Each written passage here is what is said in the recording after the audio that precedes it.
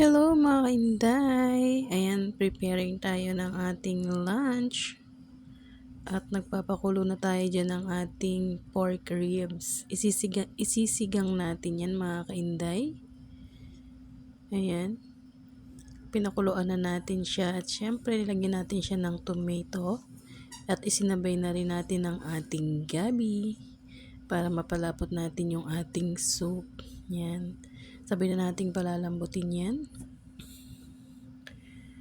At syempre, naganda-ganda ng kainday nyo. Ayan, tingnan-tingnan nyo mga kainday.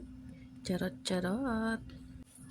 Habang nagpapakulo tayo ng ating pork rib sinigang. Ayan, palalambutin natin mabuti yan. Ayan, tingnan natin kung okay ba yung lambot ng ating karne. Ayan, medyo matigas pa tayo ang karne natin dyan mga kainday. Kaya pa lalambutin pa rin natin siya bago natin ilagay yung ibang veggies. Ayan, mekos-mekos pa rin hanggang medyo matigas pa yung ating karne. Mas masarap kasi dyan mga kainday yung malambot yung ating karne para mas malasa ang ating soup. Yan. Diba, kitang-kita nyo matigas pa. So, pakukulan pa rin natin yan. Ayan, mekos-mekos pa rin tayo. Pero kita nyo naman yung soup niya mga kainday. Diba, it's so good na.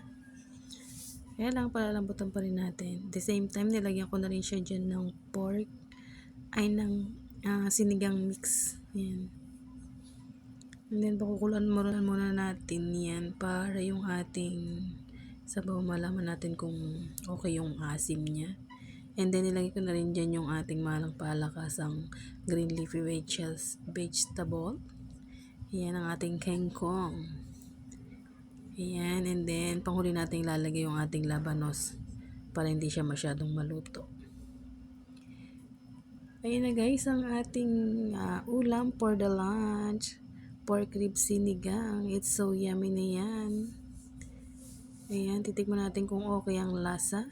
Ayan okay na yan mga kainday.